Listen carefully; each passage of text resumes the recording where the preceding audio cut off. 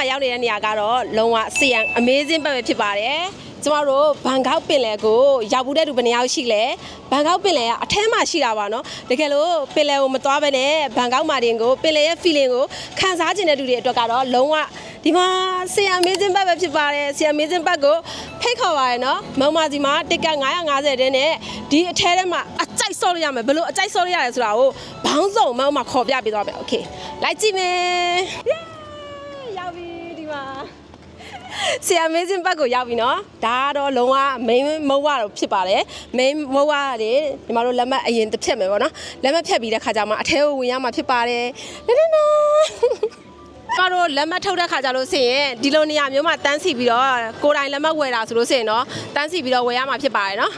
အဲ့ဒီကလို့မှကိုယ်တိုင်လက်မှတ်မဝယ်ဘဲနဲ့ကျမတို့လို agent တွေစီကနေပေါ့နော်တိုးတွေစီကနေဒဇင်ပြန်ဝယ်ထားတဲ့လက်မှတ်တွေဆိုရင်ဒီမှာနော်ဒီအဲကမ်းမှာထောက်ရမှာဖြစ်ပါတယ်နော်ဒီမှာဒီလိုရေးထားရနော်group tour ticket နော်အဲ့မှာလာထောက်ရမှာဖြစ်ပါတယ်နော်သူကတော့ VIP လက်မှတ်ပဲဖြစ်ပါတယ်အထဲမှာအစားအသောက်ကောပြီးကစားစရာတွေရောအကြိုက်ဆုပ်လို့ရမယ့်အစီအစဉ်မို့လို့ကျမဒီအထဲမှာလက်မှတ်တစ်ထုတ်လာအောင်မယ်လိုက်ခဲ့မယ်ဆိုလို့စင်တော့ဒီလိုမျိုးကောင်တာမှာလာထုတ်ရမှာနော်ဒီမှာရေးထားတယ် tour agent ဆိုပြီးရေးထားရနော်အဲ့ဒီ agent လေးမှာလာထုတ်ရမှာဖြစ်ပါတယ်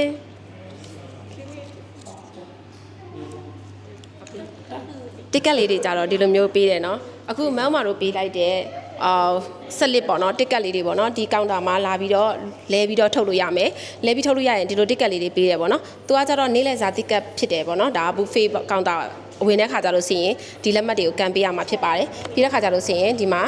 သူက7နာရီခွဲရနေ2နာရီခွဲထိကိုညီမတို့ကနေ့လည်စာစားလို့ရတယ်ပေါ့နော်ဘဲချိန်သွားစားတစ်ချိန်ပဲစားခွင့်ရှိနော်ဆိုတဲ့ခါကြလို့ရှိရင်ကျမတို့ရဲ့ပေးတဲ့လက်မှတ်တွေကိုကြတော့ဒီလိုမျိုးဟန်ချိန်လေးတွေအဖြစ်ပြောင်းလဲသွားမှာဖြစ်ပါတယ်โอเคအဲ့ဆိုလို့ရှိရင်တော့ကျမတို့ရေမီးစုံနဲ့လေထီးခုန်ကြတော့မယ်သွားမယ်ဟာကောကွန်မာခါဒီမှာတော့သူစကန် QR code ရှိရယ်အဲ့ QR code နဲ့စကန်ဖတ်လိုက်ပြီးတာနဲ့နော်ဒီမှာစကန်ဖတ်လိုက်ရတယ်နော်သူပြထားတဲ့ဒီလိုမျိုးအဝင်ရှိတယ်အဲ့ဒီထဲမှာအဝင်အထွက်လုပ်လို့ရတယ်နော်တန်းရောက်ပြီနော်ရောက်ပြီမောင်မတို့အခုလာတဲ့ဆီယံ amazing ဘက်အထက်ကိုရောက်စီပြီဖြစ်ပါတယ်ဒါအနောက်ကလိုရာကိုစတာတစ်ခုနောက်ထပ်လိုရာကိုစတာတစ်ခုလည်းရှိတယ်နော်ဆိုတော့ဒီကွင်းကြီးကိုတော်တော်များများထိုင်းတွေကတိတ်ထားတဲ့နာမည်ကဘာဖြစ်မလဲဆိုတော့ဆီယံ amazing ဘက်ကိုသူတို့ကထလေကုံထဲလို့ခေါ်တယ်နော်ဘန်ကောက်ထဲမှာရှိတဲ့ပင်လယ်တစ်ခုတည်းရှိတဲ့ပင်လယ်ပေါ့နော်ပင်လယ်အတုလို့လည်းခေါ်တယ်လိုင်းပုတ်တာကအစတူအောင်လှုပ်ထားတဲ့ကွင်းမြင့်ကြီးအကျယ်ကြီးပေါ့နော်အဲ့ဒါလည်းမဟုတ်မှာအထဲမှာခေါ်ပြပေးသွားအောင်မယ်နော်ဒါကိုစွန်းစရံထလေကုံထဲလို့ခေါ်ပါတယ်โอเคလိုက်ကြည့်ကြမယ်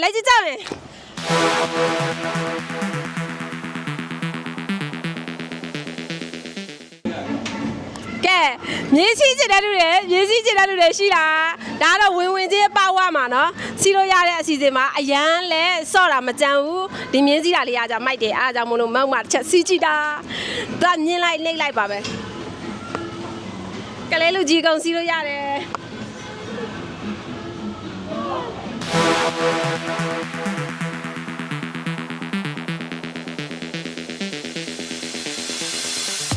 ကဲချစ်တို့ရေဒီနေရာရောက်ရင်မကြော်သွားနဲ့အောင်နော်တကယ်လို့မှကျမတို့ကအထက်ကိုဝင်တော့မဲ့အချိန်7နာရီခွဲနဲ့နိုင်တိုက်တယ်ဆိုလို့ရှိရင်ဟောဒီမှာ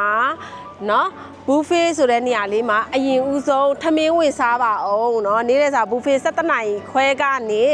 2နာရီခွဲထိကိုဒီမှာစားရမှာဖြစ်ပါတယ်တကယ်လို့အထက်ဝင်သွားပြီပေါ့နော်အထက်ဝင်သွားပြီးတော့မှဆော့ပြီးသွားပြီဆိုလို့ရှိရင်တော့အထက်ကနေအပြင်ပြထွက်လာပြီးတော့မှနေ့လည်စာဒီမှာလာစားရတာဖြစ်တဲ့အတွက်ကြောင့်အရန်တော့အဆင်မပြေဘူးပေါ့နော်အဲ့ဒါကြောင့်မလို့တကယ်လို့အထက်ဝင်သွားပြီးတော့မှပြထွက်လာလို့အဆင်ပြေတဲ့လူကြတော့ပြဿနာမရှိဘူးအဆင်မပြေတဲ့လူကတော့အရင်ဦးဆုံးစားသွားဖို့အကြံပြုပါတယ်နော်ပြီးတဲ့ခါကျရင်ဒီမှာ7နာရီခွဲကနေနော်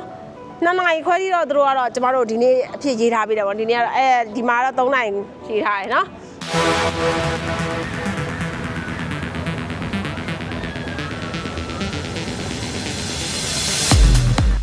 ဟုတ်တယ်ဒါလေးလဲကြတော့အခုကျမတို့ထပ်ပြီးတော့လိုလာကိုစတာလေးစီးဖို့ပေါ့နော်အပေါ်ရောက်နေပြီဖြစ်ပါတယ်ဘလောက်တဲထည့်ရင်ဖို့ဖြစ်မလဲဆိုတာလေးပေါ့နော်တစ်ချက်လိုက်ကြည့်ကြရအောင်ဗာပြောချင်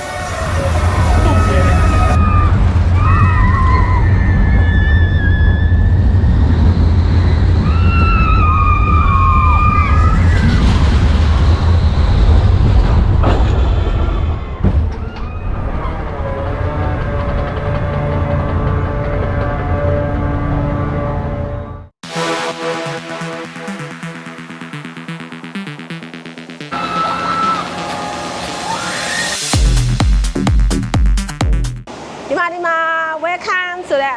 ပိုက်ရှိတယ်အဲ့ welcome ပိုက်ကြီးကနေတက်တက်ဝင်သွားမယ်နော်ဒီကနေတက်တက်ဝင်သွားမယ်ကျမတို့ဝင်သွားမယ်ဒီမှာတလားဒီမှာ water bone ဒီမှာ water bath တေးတေးပေါ့နော်အဲ့လိုမျိုးပဲအထဲထဲမှာရေလွှာစောစီးတွေလည်းရှိတယ်ပြီးတဲ့ခါကျလို့ဆိုရင်ဒါလုံးဝဒီဘက်အချမ်းပေါ့နော်ရေစောတဲ့ဘက်ချမ်းအကုန်လုံးပင်လေအတိုင်းပဲခုံလေးတွေလည်းချတာပြီးတော့တလားဟိုမှာအဲ့လိုခုံလေးတွေကိုတစ်ခုံကို10ဘက်ပေးရတယ်ထပ်ပြီးတော့လက်မှတ်မှာမပါဘူးဝယ်လို့မရအောင်နော်ပြီးလို့ဆိုရင်နှိပ်တဲ့လူတွေရှိတယ်အကုန်လုံးဒီမှာပြီးရင်ထိန်းတဲ့လူတွေရှိတယ်တလားတခုခုပေါ့နော်ဟိုစားမဖြစ်ဘူးဆိုလို့ဆိုရင်အချင်းနေမကောင်းဆိုအဲ့ထိန်းတဲ့လူကလမ်းပြီးတော့မိုင်းနဲ့អော်တယ် lost speaker နဲ့អော်တယ်ပေါ့နော်အဲ့လိုမျိုးပြီးရင်ဒီနေရာကိုဆော့ဖို့အတွက်ကိုနော်ခလေးတွေဆိုလို့ဆိုရင်ပေါ့နော်120စင်တီမီတာဒီမှာဒီအထက်မှာဆော့လို့ရမယ်ဒီအောက်တွေဆိုဆော့လို့မရအောင်နော်120စင်တီမီတာအထက်တမားတွေပဲဆော့လို့ရမယ်နည်းနည်းကစားချမ်းတယ်ပေါ့နော်အဲ့လိုပုံစံတကယ်လို့120စင်တီမီတာအောက်ကိုဆိုလို့ဆိုရင်တော့ဒီဘက်ကဆရာဟိုစားဝတ်တာဘက်မှာဆော့လို့ရတယ်နော်ဒါပေမဲ့တစ်ခုသိရမှာတော့ဒီထဲတွေမှာဆင်းမဲ့ဆိုလို့ဆိုရင်ဘယ်လိုဖြစ်ဖြစ်ကျမတို့တွေကျွန်တော်တို့တွေရေကူးအိမ်ကိုလဲရမယ်နော်ရေကူးအိမ်မပါဘဲနဲ့တို့လုံးဝကိုမပေးဆင်းပါဘူးနော်တကယ်လို့ဆင်းတာတွေ့ရဆိုလို့ဆိုရင်ဒီမှာမိုင်းနဲ့អော်မယ်နော်မိုင်းနဲ့អော်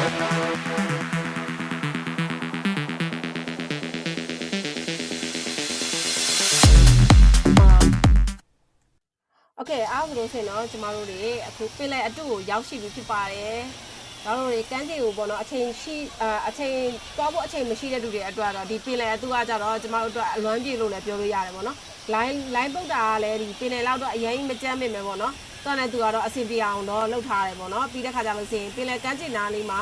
ထိုင်လို့ရတဲ့ခုံလေးတွေကအစားပေါ့နော်။လုံးဝပုံတူလေးကိုလုပ်ထားတာအဲ့ဒါလေးကတကယ်ကိုတဘာဝကြပါတယ်။အဲ့ခုံကလည်းတကယ်ပင်လယ်တွေသွားမယ်ဆိုလို့ရှိရင်တော့မှ90ဘတ်ပေးရတဲ့နေရာမှာဒီ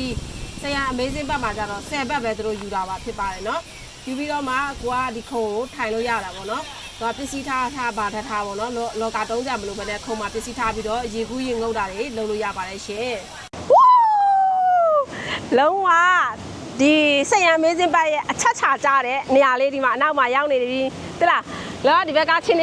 နေပါဇက်လားဟိုဘက်ကကြားပါဇက်လားပြီးရင်လိုလာကိုစတာဟိုမှာနော်သူတို့အစ်ဆောက်ထားတဲ့လိုလာကိုစတာအဝါရောင်ကိုလုံးဝဓာတ်ရိုက်မြင်ရမှာနော်မိုက်တယ်နောက်ပြီးတဲ့ခါကျဒါကလုံးဝ trend ဖြစ်နေတာဒီထဲကိုရောက်တဲ့ခါကျလို့ဆိုရင်ဒါကိုစီးတင်တယ်စီးတင်လားစီးမတင်လားဆိုလို့ဆိုရင်ပြပေးမယ်ဟိုဘက်မှာလူအများကြီးပဲနော်အများကြီးပဲစောက်ပြီးတော့စီးနေကြတယ်အဲ့ထဲမှာကိုကတန်းစီပြီးတော့စီးရမယ်အခွင့်အရေးပေါ့နော်ပြီးတဲ့ခါကျရင်မောင်းမလို့တို့လက်ပတ်လေးတွေယူလာတယ်ဆိုလို့ဆိုရင်တော့လုံးဝခောက်တော့ပြန်စီးလို့ရတယ်နော်โอเคအဲ့ဆိုလို့ဆိုရင်လူများလားမများလားလိုက်ပြပေးမယ်လားโอเคဒီမှာဒါနဲ့အနောက်မှာကြည့်နော်လူရောက်100ကျော်တယ်အဲ့ရောက်100ကျော်ကိုစောက်ပြီးမှကိုရီးယားဒီတောင်စီးရမှာဖြစ်ပါတယ်โอเคအားကြောင့်မလို့ဒီတန်းစီတကယ်လုံးမပေါ့နော်ဝင်လာတဲ့ခါကျလို့ဆိုရင်ဒီ trend ဖြစ်တဲ့ဟာတခုကိုစီဝါဘူးရအောင်စီဝါပေါ့နော်အဲ့ဒါလေးတော့အကြံပြုချင်ပါတယ်ဘာလို့လဲဆိုအရန်နဲ့မှပြောဖို့ကောင်းတယ်နော်စီးဖို့စောင့်နေတယ်ဒီခုံလေးပါ